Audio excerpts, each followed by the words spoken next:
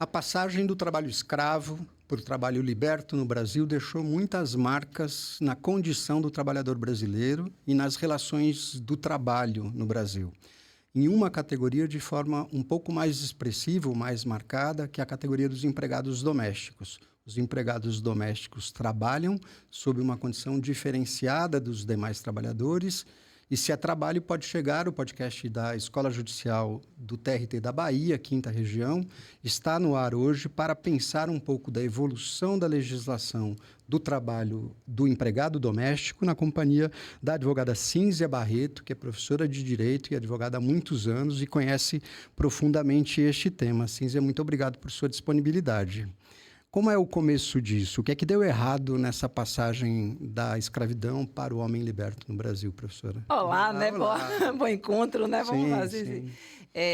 temos um ponto aí importante, que é as pessoas que se mantinham nessa situação de escravizados, quando veio a abolição da escravidão, elas foram colocadas nas ruas. Não houve nenhum programa, não houve nada que pudesse dar um incentivo, nem de escolaridade, de alfabetização, de formação profissional. Não houve, por exemplo, crédito, terras, nada foi concedido por essas pessoas. Política pública nenhuma. Então, as políticas públicas que, à época, elas vinham incentivando o trabalho naquele momento, elas foram todas voltadas para os imigrantes, para os estrangeiros. Então, assim, foi concomitante. Os escravizados foram colocados na rua, e aí eles precisavam comer, eles precisavam viver, e eles não tinham recursos. Então, assim, a gente já começa errado e problemático aí esse início, um início muito duro. E para o trabalhador doméstico, e aí eu vou falar no feminino, a trabalhadora doméstica, porque 90% desse contingente é de mulheres, elas eram acostumadas a trabalhar na casa grande, a servir ali nos engenhos, nas fazendas e nas casas também, nas cidades. Elas só sabiam fazer aquilo. Elas foram treinadas para fazer aquilo, na medida em que... E elas eram cativas. Então, muitas pessoas, muitas dessas trabalhadoras, terminavam não tendo opção. As que não estavam, digamos assim, servindo em lugares privilegiados, foi pior, porque elas ficaram na rua mesmo. E as que trabalhavam nas casas, muitas delas continuaram sem receber salário e trabalhavam em troca de alimentação, de algum benefício, quase que diria fisiológico, né? De manutenção da própria vida. Então, assim, foi um começo muito ruim e que não foi por acaso. Isso não veio por acaso, isso foi pensado. As elites brasileiras não tinham nenhum interesse em favorecer essa categoria. Então, a gente tem uma responsabilidade muito grande sobre isso. Foi um começo, se a pergunta é sobre o começo, o que é que deu errado a falta de política pública, deu errado esse início de deixar as pessoas supostamente libertas, mas elas estavam presas, elas estavam ainda escravizadas econômica e socialmente.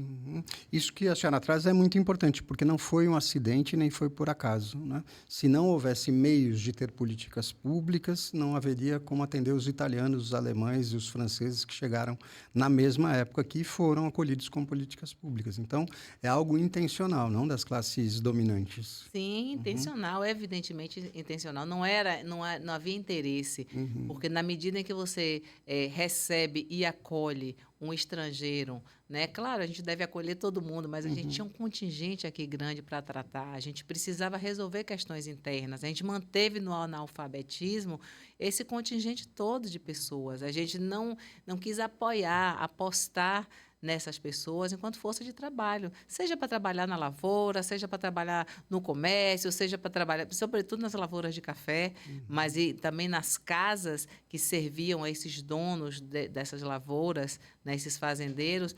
Quem veio trabalhar e quem servia eram os estrangeiros preponderantemente naqueles postos que havia salário, nos melhores postos, nos postos mais precarizados, subalternos, aí esse sim se permitia o trabalho, não, nem se permitia, né? Se recrutava esse trabalho em troca de uma sobrevivência. Este modelo não está muito distante, não é raro que a gente encontre situações que hoje a gente considera muito mais graves do que deveria considerar naquela época, de gente que trabalha apenas por necessidade fisiológica, não? Que recebe só comida e teto, por exemplo, e se subordina, se submete a essa condição.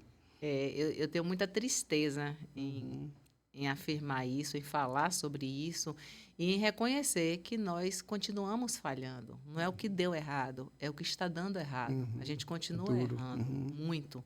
Então, não é possível que a gente hoje ainda, no século XXI, a gente continue mantendo essa situação, né? Então, assim, a gente percebe que há, primeiro, o traço cultural, há um traço cultural, mas há um freio também, porque o parlamento não avança nesse sentido, porque que a sociedade brasileira aceita de maneira pacífica, né, essa diminuição de direitos, essa precarização tão mais violenta, tão mais acirrada, porque nós trabalhadores vivemos aí, experimentamos a precarização em várias áreas, mas a gente, quando põe a lupa nessa categoria, a gente vê com muito mais força. Então, como foi citado aí, a gente perceber que tem o trabalho escravo, a escravidão moderna, contemporânea, como se chama, trabalho análogo à escravidão, Sim. nos dias de hoje, na verdade, haveria que existir uma repressão muito forte, uma prevenção muito grande, né? E aí a gente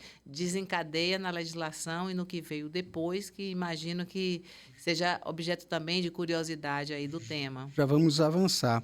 Só um comentário que gostaria de compartilhar com a senhora. Eu ouvi uma aluna do EJA, do Ensino de Jovens e Adultos, num programa de cidadania da Ana Matra, recentemente, que era uma mulher já de mais de 40 anos, e ela me perguntou, eu tenho uma curiosidade de saber por que é que os domésticos não têm direito a ter registro em carteira de trabalho.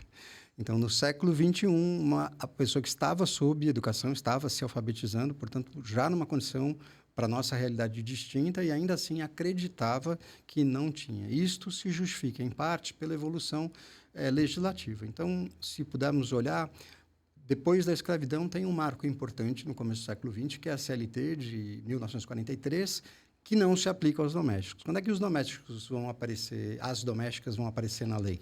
Na década de 70, né, surge uma lei, 5859, que regulamenta a profissão trabalhadora doméstica, Sim. trabalho doméstico.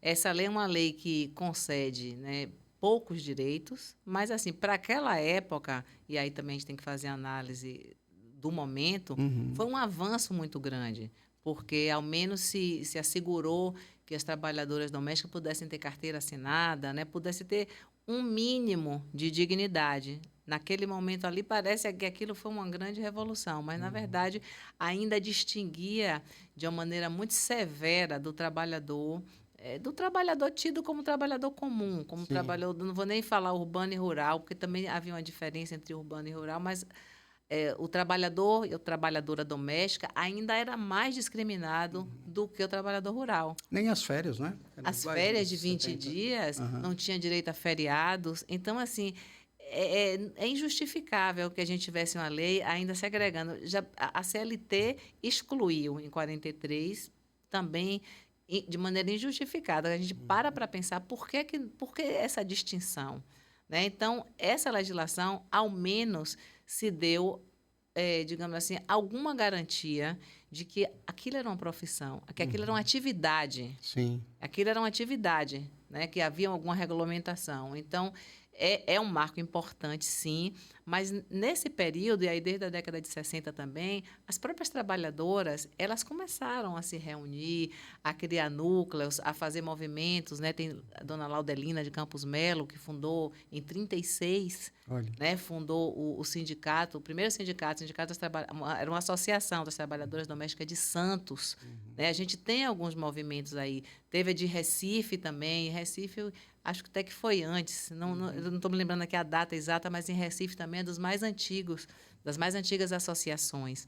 E a Bahia, antes da Constituição de 88, em 87 também. Então, a gente tem alguns movimentos que foram movimentos políticos, Sim. né, dessas trabalhadoras que não se sabe como, porque se a gente imaginar o trabalho doméstico hoje, a gente já imagina, já pensa e já vê a dificuldade de uma agregação, de uma... Porque não se reúnem nunca, né? São Isso, de que isoladas maneira nos elas podem feudos. conversar, elas podem discutir seus direitos. Você imagina isso na década de 30.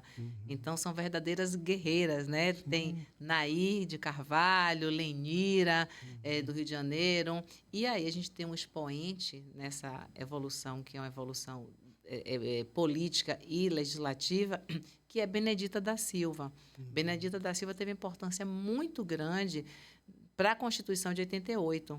Ela realmente se impôs e ela veio, digamos assim, empoderada e amparada por um contingente de trabalhadoras que lideravam. A exemplo de Creuza Oliveira, aqui da Bahia. Então, assim, e esses outros nomes que eu já mencionei eram lideranças de trabalhadoras que se juntaram ali para fazer movimento para que saíssem alguns direitos na Constituição de 88, para que se garantisse no texto constitucional alguns direitos. Então, assim, Benedita da Silva eu reputo assim como uma grande líder no legislativo para que se tivesse aqueles direitos que hoje eu olho e falo assim, meu Deus do céu. Tão poucos. Né? Discriminaram tantas trabalhadoras domésticas na Constituição, mas a gente precisa sempre contextualizar. Né? Para aquele momento, aquilo ali não foi uma benesse, não foi uma graça, não foi... Aquilo ali foi fruto de muita luta, de muita disputa. Elas iam para o Congresso, elas acampavam no Congresso. Eu escuto muito Creuza e ela fala bastante sobre isso. Né? É bonito da gente ver uma pessoa com tanta dificuldade, com dificuldade para o estudo, mas que conseguiu ter uma cabeça política de defender sua categoria. Então, é o resultado dessas pessoas que deu nas leis, né? Benedita da Silva foi ela própria empregada doméstica infantil, né? Ela trabalhou desde os 9 ou 10 anos como trabalhadora infantil e, evidentemente, que isso tem impacto depois na carreira política dela, felizmente, para a categoria, né? Porque aí foi uma força muito significativa. E precisamos abordar o que é que houve, porque a Constituição de 88 é um marco importante de redemocratização. Quando eu estudava ainda na universidade, essa passagem, os professores costumavam dizer, parecia a última esperança do mundo, todo mundo gostaria de pôr tudo na Constituição, já que saímos de um período de ditadura, e houve, então, uma cisão significativa também na evolução da legislação das empregadas. A gente vai examinar isto depois do intervalo. Pode chegar o podcast do TRT da 5ª Região. Escuta hoje a doutora Cínzia Barreto acerca da evolução da legislação da empregada doméstica.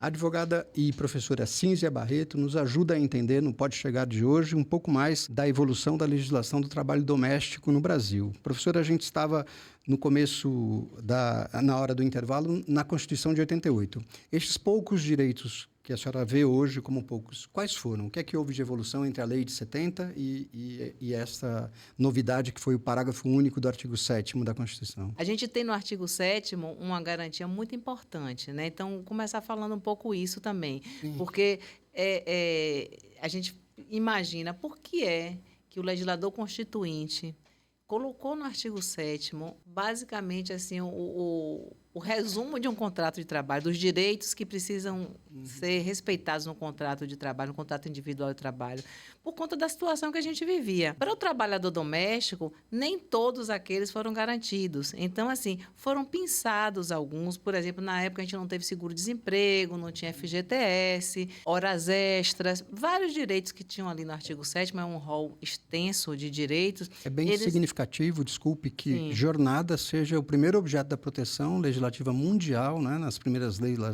do século XVIII, e não seja estendida no século XX a uma categoria, né? Jornada de trabalho. Pois eu sempre converso quando estou trabalhando com estudantes, né, que jornada é o tema, desde lá da Revolução Industrial, continua o mesmo tema hoje. Exatamente. E, por incrível que pareça, a quantidade de horas que se brigava antes, a gente continua brigando hoje.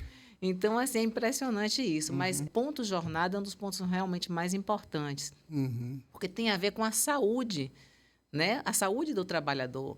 Regular a jornada é se ter uma preocupação com a saúde do trabalhador, com a dignidade do trabalho, com o trabalho decente. E ali na Constituição de 88, a gente não vê um compromisso efetivo com o trabalho decente.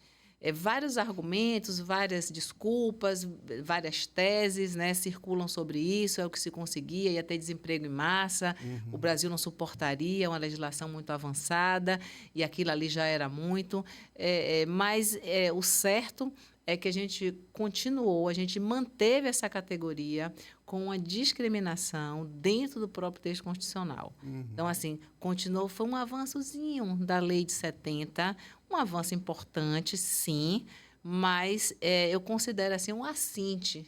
Sim. A gente ter aquele parágrafo único ali. Retrospectivamente falando. Sim, né? sim. Eu considero, sim. De 88, a gente só vai ter a nova modificação em 2015, com a Lei Complementar 150. Ela eliminou as diferenças? Agora não há mais? Olha, a lei complementar de 2015, né, a Lei 150, ela vem assegurar alguns direitos que até já existiam, não regulamentado daquela forma para o trabalhador doméstico, mas a lei primeiro, que a lei já discrimina também, mantém a discriminação, você tem diferença do percentual do FGTS, o próprio seguro-desemprego, que tem um tratamento diferente, continua, se manteve a diferença. Essa é injustificável, a gente já depois aí de convenção 158 da OIT, a gente tem muito problema que veio depois disso e que o Brasil, mesmo sendo signatário de uma convenção tão importante de 2011, continuou mantendo o trabalho doméstico discriminado. Mas, assim, o que é que eu vejo de mais importante nesse texto aí, na lei complementar e depois na promulgação da convenção da OIT.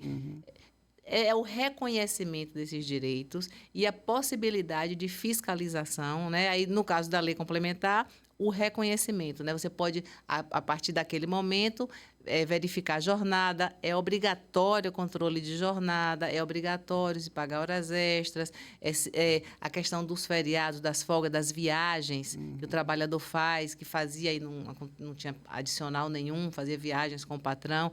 Então, eu vi uma preocupação ali, eu vi a sociedade preocupada, né? A gente que advoga, a gente começou a ser procurado por empregadoras. Como é que eu vou fazer? E agora essa hora extra? E agora esse adicional noturno? E agora se viajar vai ter que pagar adicional? Como é que faz? Então, assim, mexeu com a sociedade naquele momento. Mas considero que ainda foi pouco, porque, para mim, enquanto não equiparar ao trabalhador comum, porque é um trabalhador comum, inclusive um trabalhador da mais alta categoria, porque garante o trabalho de tantos outros que movimentam a economia mundial. Então, é um trabalho tão importante, não tem por que essa discriminação. E aí, já adiantando um pouquinho, a gente vem aí para a convenção. A convenção ratificada pelo Brasil, que foi promulgada agora em 2024, 189. Acho que eu falei 158. Eu falei 158. Mas os números para a gente de humanas são perdoados. Isso.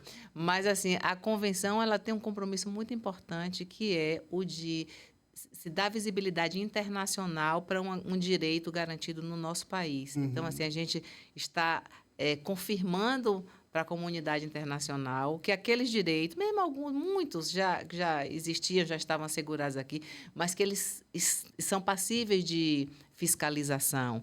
Então, a gente agora já tem mais um reforço numa rede, que é uma rede de fiscalização que não tem capilaridade, que tem muita dificuldade, realmente é muito difícil se fazer isso, mas o Brasil precisa tomar jeito e precisa entender da importância de se fiscalizar para se manter um trabalho decente, um trabalho digno. Então, de modo emblemático, eu acho que a gente também tem aí um momento, né, um momento privilegiado para repensar essa categoria.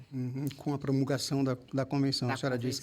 A fiscalização, é claro, né? Primeiro a gente pensa no Ministério do Trabalho e Emprego, mas há uma rede maior que pode ser envolvida nisso, como, por exemplo, os Conselhos de Assistência Social, os CRAS, e a própria rede pública de saúde, né? Porque muitos desses problemas criados por falta de direito acabam no hospital. acabam com gente adoecida, né? Gente que não tem amparo, e aí isto poderia nos ajudar, como sociedade, a entender como essa pessoa chegou aqui nessa condição, né? E, a partir daí, exercer o trabalho de fiscalização. Isso é muito interessante, porque para o país, se a gente olhar na perspectiva de seguridade social, a seguridade social que envolve assistência, saúde e previdência, Sim. ela contempla, ela abarca, ela recebe uma grande parte dessa categoria, né? Então, assim, aquelas pessoas que não têm carteira assinada, que estão tendo trabalho precarizado, que estão ganhando abaixo de salário mínimo, essas pessoas terminam, muitas delas não têm INSS, não recolhem para o INSS, não contribuem para o INSS, porque estariam fora, digamos assim, do sistema. Quando começa a haver uma fiscalização, imagina-se que elas vão entrar para o sistema de uma maneira mais regular. Mas, enquanto isso, o SUS vai atender mais, a assistência social vai precisar chegar próximo, enquanto poderia estar atendendo realmente os efetivos necessitados, os reais necessitados, porque essa categoria não era para ser tão necessitada como está, porque se trabalha, se está inserida, se produz. Ela deveria estar sob a proteção da Previdência e não da assistência social, Exatamente, da Previdência e não da assistência. Então, a gente tem um inchaço na assistência social competindo com realmente a população que precisa, que necessita, e a saúde também, porque quando você não tem fiscalização, quando você tem um trabalho que tira demais do ser humano, as pessoas terminam adoecendo. E quando adoece, vai parar no SUS. Encarece Então, a vida há de uma todo preocupação muito grande em se cuidar da seguridade social. Eu me preocupo demais com isso e de que maneira é que se vai fazer, digamos assim, uma ação de regresso. Imagina uma ação de regresso contra esses empregadores. A lei prevê, mas a gente não vê isso. E não chega a tanto. Então, assim, há uma dificuldade de capilaridade, sim, e que reflete na seguridade social. Mas acredito que com essa nova, digamos, escalada normativa que a gente está vendo aí, uma pressão e que está avançando, a gente pode sim ter esse controle, essa fiscalização e essa melhoria. Ótimo. E a convenção traz alguma modificação no status jurídico? Há quem debata se ela quebrou aquele critério objetivo da Lei Complementar 150 sobre quem é diarista e quem não é diarista. Assim, a minha leitura muito respeitosa é de que não existe trabalho doméstico não subordinado, né? Mas, desde sempre, separam-se os diaristas dos não diaristas, dos empregados. E aí a senhora sabe a evolução. Primeiro era a história do trabalho contínuo, né? E aí contínuo teriam que ser todos os dias da semana. Depois isso foi se assentando na jurisprudência. A lei separou 2 dias diarista, a partir de 3, empregado doméstico comum. A convenção mexe nesse aspecto? Ela permite que a gente reveja esse critério? Quando fala na possibilidade de se ter agências, né? Agências para trabalho doméstico, assim, na minha perspectiva, não é uma coisa muito boa, porque é um trabalho que é muito direto, é um trabalho que é muito pessoal. Então, na medida que você afasta do verdadeiro empregador, de quem toma o serviço e que é realmente, você está prejudicando o direito das trabalhadoras domésticas. E há uma resistência muito grande na categoria em aceitar, porque o que a gente tem visto é que elas terminam se transformando em MEI, né? Fazendo pessoa jurídica, muitas delas trabalhando em plataformas, né? Porque até isso a gente tem visto, né? Trabalho em plataforma. A uberização do empregado doméstico. Isso já está acontecendo. Então, assim, eu não vejo isso como uma coisa boa. Claro. Nesse particular, não vejo como uma coisa boa, não. Sim, é uma restrição. Um tema também que sempre vem cheio de resistências, por parte dos empregadores, é a questão sindical. Eu queria ouvi-la sobre isso, né? É tão impossível assim pensar que há 2 categorias aí, uma de trabalhadoras e uma de empregadores, porque parece pecado pensar em sindicato de empregados domésticos, não, no Brasil. Tudo são arranjos que pode fazer, arranjos jurídicos. Categoria das trabalhadoras, dos trabalhadores, falando no gênero neutro, domésticos, isso existe, tanto que existem sindicatos. Claro que existem algumas dificuldades, mas que é possível se resolver com a legislação. A gente tem a associação das donas de casa. Por que não transformar em sindicato? Porque não existia um sindicato, existe federação. Então, assim, há sim a possibilidade de fazer a sua organização. É difícil você manter economicamente um sindicato, principalmente de trabalhadoras. Mas o que é mais difícil, que é você ter o sindicato dos trabalhadores, você já tem. Elas se organizam em associações, elas têm a FENATRAD. Então, assim, por que não ter o patronal? Não vejo assim que tem um obstáculo legislativo que inviabilize a existência de sindicatos patronais. Agora, há muita dificuldade, há muita resistência, por quê? Primeiro porque é diferente. Realmente, o empregador doméstico não é uma empresa no sentido clássico que se diz, né? Mas, assim, o empregador doméstico trabalha e se mantém, recebe dinheiro e mantém sua família à custa do trabalho do empregado doméstico. Claro. Então, assim, essa construção pode ser feita e pode sustentar, assim, tranquilamente a existência e a possibilidade de ter sindicalização também do empregador doméstico e se fazer convenção coletiva e acordo coletivo, enfim, o que seja. Uma palavra de muita esperança. Muito obrigado, professora, pela sua disponibilidade conosco. Eu que agradeço. Este foi Pode Chegar, o podcast da Escola Judicial da TRT da Bahia, 5ª Região. Até o próximo episódio.